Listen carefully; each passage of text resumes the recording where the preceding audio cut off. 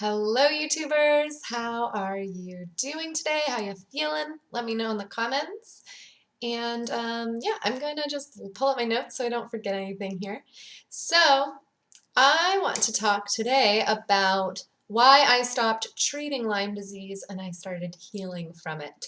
So after about 6 years of living with Lyme disease, I just gave up treating it. I literally got my PICC line pulled out and just threw away all my medicine and went to Hawaii for a week.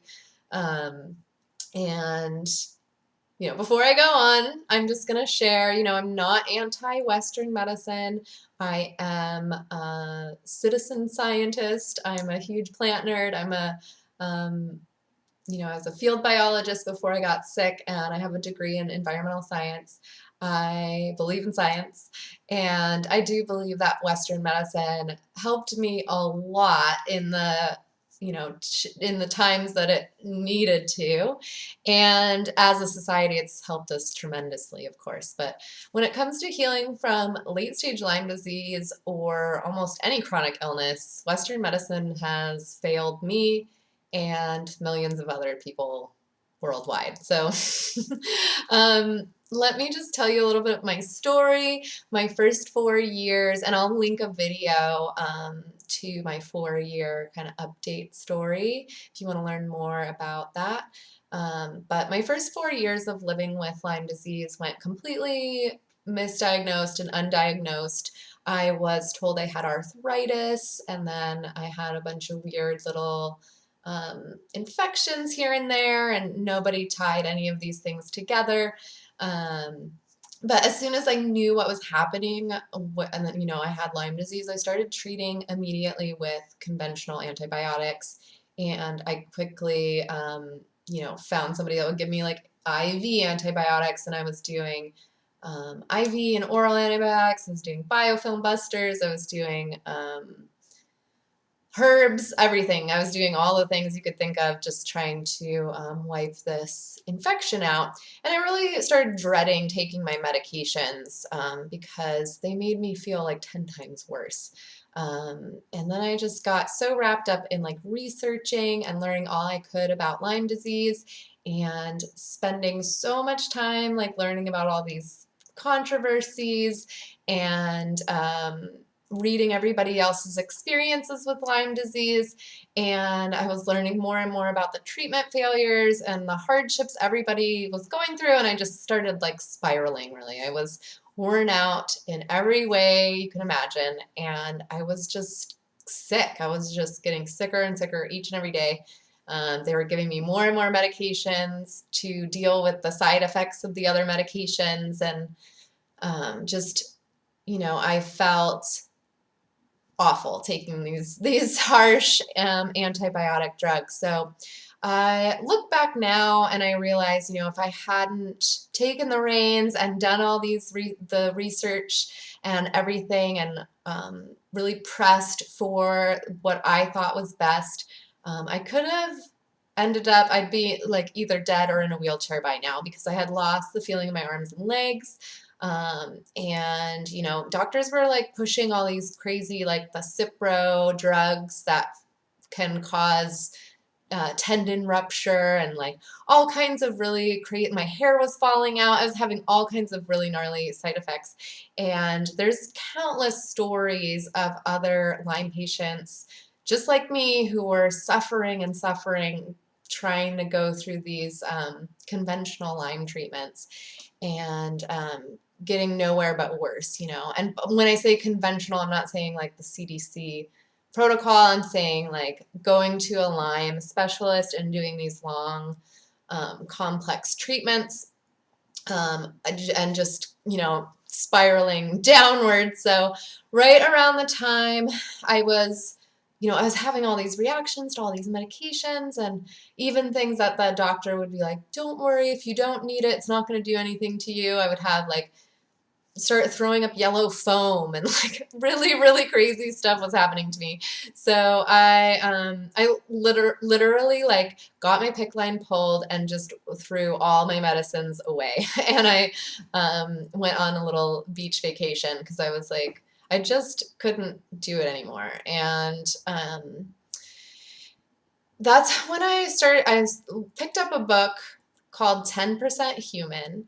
And I've talked about this book several times before because it just really did completely change the way that I was addressing the Lyme disease and the Lyme treatment. And instead of, like, I just decided to, just stop everything for a little while, see what was going to happen, and then reassess. And so I think I quit everything for a few months, and then I started up doing some more like biohacking type stuff. So instead of just focusing on killing the bacteria, because when we're taking these harsh antibiotics and antimicrobials or whatever you're doing to kill the Lyme, most of that stuff is also just killing the good bacteria too. So in this book, 10% Human, the author goes through how, for every human cell in our body, there's actually 9 other organisms in our body. We are just like a symbiotic being. So there's so many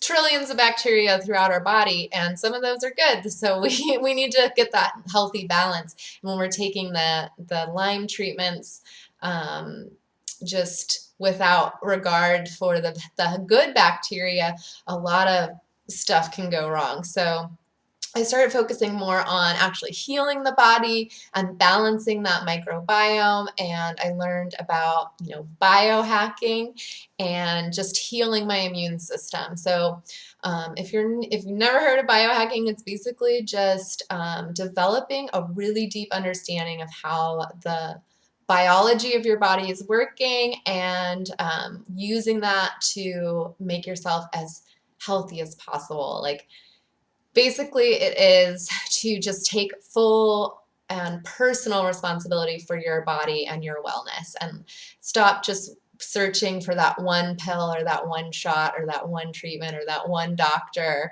who's going to fix everything for you. Like, taking back that power and biohacking your body to be the healthiest that it possibly can be. So,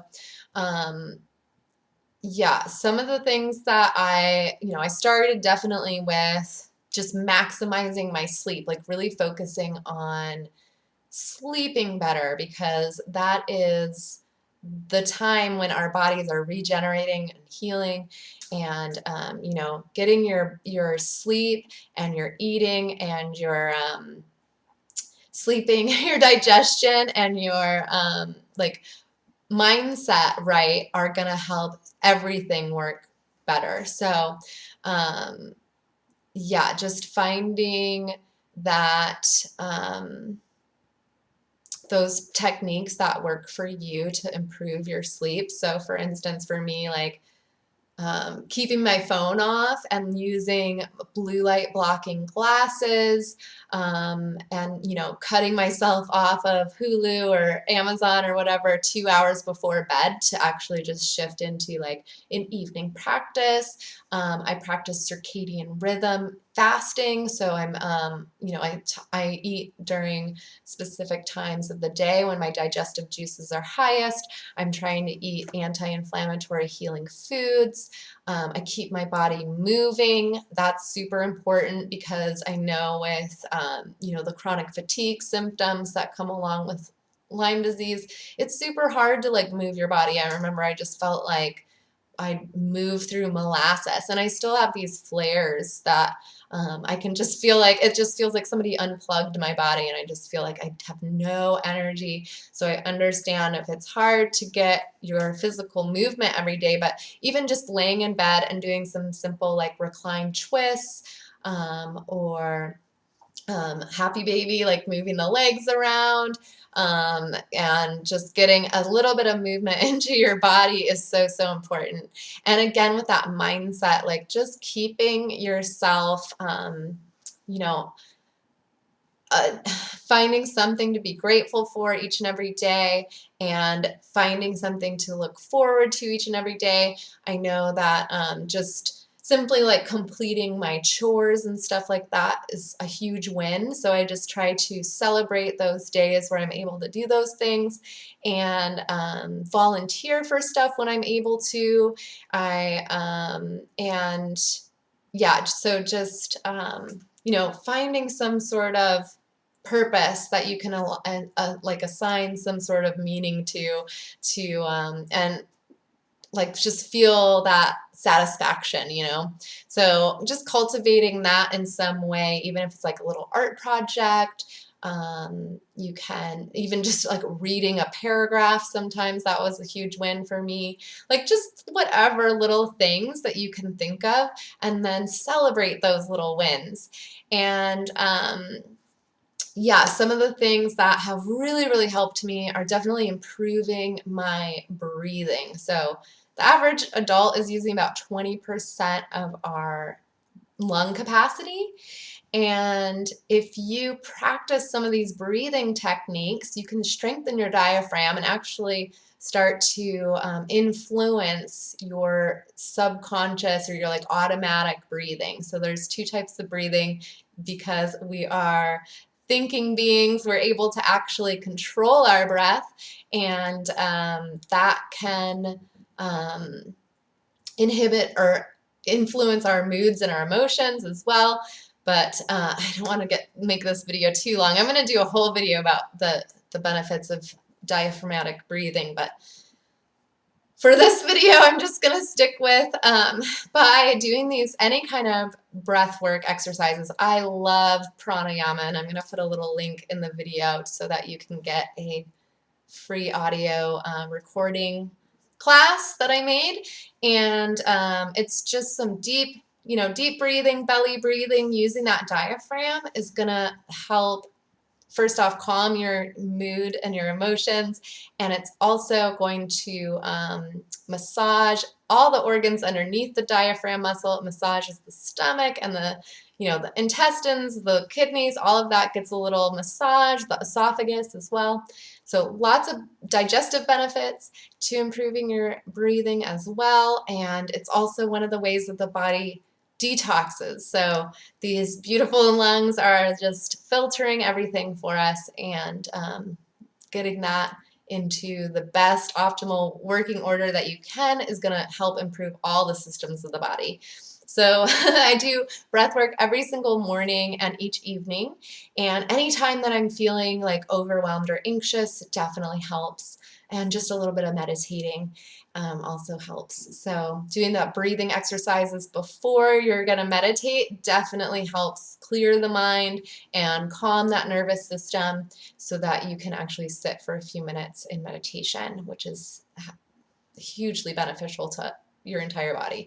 So prioritizing self-care, the circadian rhythm fasting, and cold water therapy. I always turn my tap to cold at the end of the shower. So I'm usually doing about 3 minutes warm, 3 minutes cold in the shower. And it's been hugely beneficial to my energy levels, my inflammation's better, like my pain levels are better.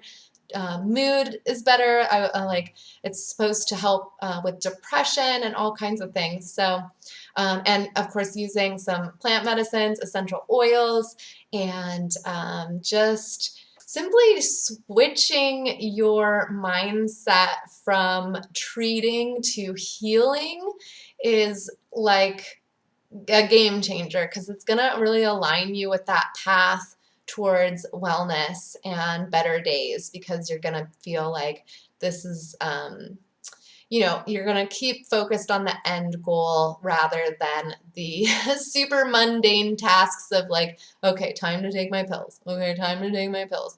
And just feeling like crap, like you're not getting anywhere. So, once you shift that mindset to, hey, I'm going to be healing from late stage Lyme disease, not just treating it, it can disrupt that thinking pattern and just really start to influence your emotions and your daily behaviors as well. So two things that have helped, definitely the meditation and just practicing gratitude. Like every single morning I wake up and I say, I'm so grateful for today, and meditating on the things that I'm grateful for, and just like conjuring up that sense of deep appreciation for things is so powerful.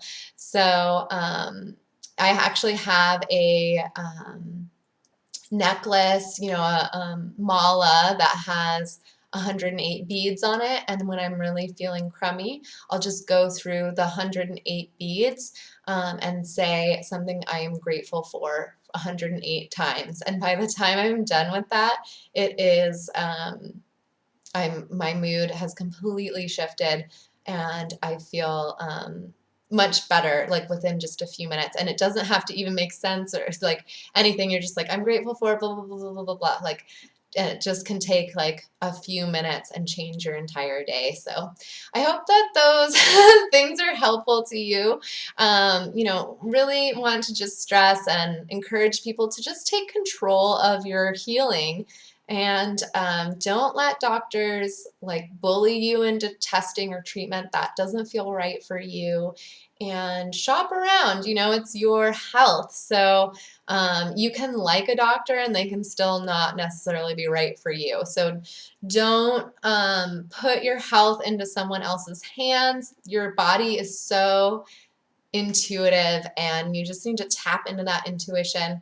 While there's a huge amount of conflicting information out there for Lyme patients, it's got to be up to you to decide that you're going to heal from this thing and you're going to be unrelenting in your pursuit to get there. So change your focus from treating to healing Lyme disease and you're going to be so much better set up on that path towards wellness.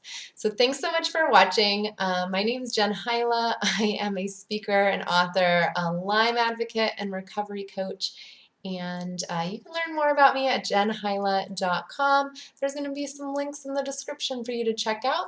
And go ahead and hit that subscribe button because I am going to be coming live or recording a video live every Thursday. So I will see you next week. All right. Until then, keep healing.